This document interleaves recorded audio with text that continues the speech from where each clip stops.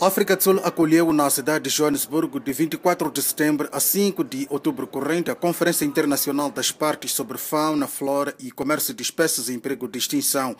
Durante cerca de 2 semanas foram aprovadas 51 propostas de proteção da fauna e flora e rejeitadas 5 por representantes de 152 governos e de dezenas de organizações não governamentais de defesa da vida selvagem e do mar.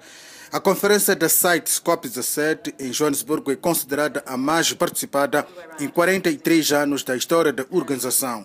O secretário-geral da CITES, John Scanlon, descreveu a conferência como tendo marcado a mudança de jogo em prol de animais e plantas mais vulneráveis do planeta. We've just completed what was the largest ever meeting of CITES in its 43-year history. The most people, the most ministers, the largest agenda. John Scanlon, muito satisfeito com os resultados da conferência realizada em Joanesburgo.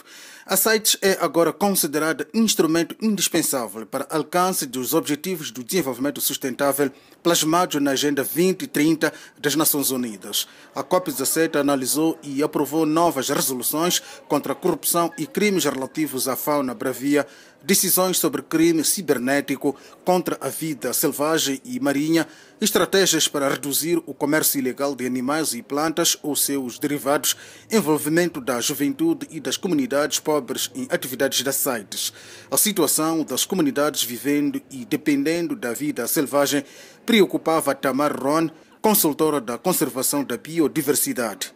Acho que não é possível e não é justo que comunidades pobres têm que sofrer toda a responsabilidade e todos os danos para a conservação desse patrimônio global. As decisões tomadas na COP17 em Joanesburgo incluem a integração de novas espécies marinhas e de madeira no controle comercial da CITES. Em Moçambique, por exemplo, o comércio de pau preto, uma espécie de madeira muito procurada por asiáticos, sobretudo chineses, passa agora a ser controlado ou reportado à CITES. Eu prefiro não nacionalizar o crime, né? Não chamo os chineses. É verdade que a China é um dos destinos da madeira, acima de tudo, cortada em Moçambique. Celso Correia, ministro da Terra, Ambiente e Desenvolvimento Rural de Moçambique. Não foram apenas espécies marinhas e selvagens populares que dominaram a agenda da COP17 em Joanesburgo. Foram analisadas mais de 350 espécies submetidas por 64 países ou partes da CITES. Algumas espécies de animais e plantas foram movimentadas do apêndice 1 para apêndice 2 ou vice-versa em função de progressos e retrocessos registrados na sua conservação e proteção. Angola regressou ao convívio das partes da CITES depois do levantamento da sua suspensão. A consultora Tamar Ron trabalhou com o governo angolano para resolver o imbróglio com a CITES. Notar os esforços muito fortes que o governo angolano está a fazer. Moçambique, que estava na iminência de ser suspenso por causa do envolvimento de seus cidadãos na caça ilegal de rinocerontes na África do Sul, saiu da conferência de Joanesburgo respirando de alívio. Para Moçambique, que é signatário desta convenção desde 1980, é muito importante chegar aqui e ter uma avaliação positiva do trabalho que tem sido feito. É verdade que o caminho ainda é longo, os desafios ainda são grandes. O trabalho realizado por Moçambique é cautelosamente reconhecido pelo presidente da Fundação de Rinocerontes, André Peterson. Of course, Mozambique has been in the past and remains the main springboard really into poaching into Kruger. André Peterson quer ver trabalho e muito trabalho no terreno. Encoraja Moçambique e África do Sul a continuarem a luta contra a caça furtiva de rinocerontes e de elefantes. Para André Peterson, o campo de batalha deve ser expandido para a Ásia, sobretudo Vietnã e China, países de origem da procura de cornos de rinocerontes e marfim.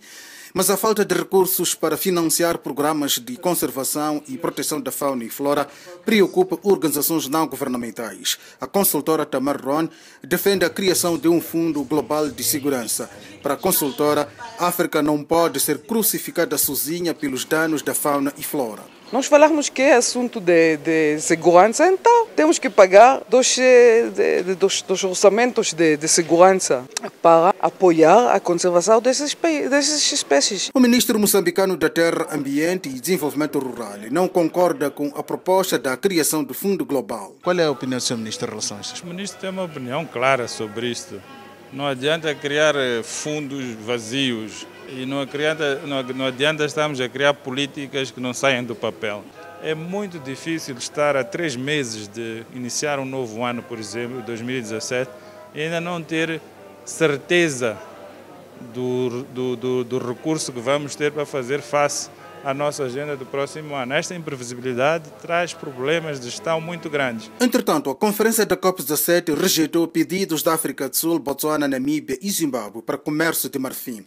A rejeição foi um revés para a região da África Austral, segundo afirma Bartolomeu Soto, diretor-geral das áreas de conservação de Moçambique. A votação indicou que vai se manter com a cota zero e isto não foi o que a África Austral esperava, porque acreditamos que temos muitos elefantes na África Austral. Aliás, a maior população de elefantes também no continente está nesta nossa região. A próxima conferência trienal COP18 está marcada para 2019 no Sri Lanka, continente asiático. Simeão Panguan, Voz da América, em Joanesburgo.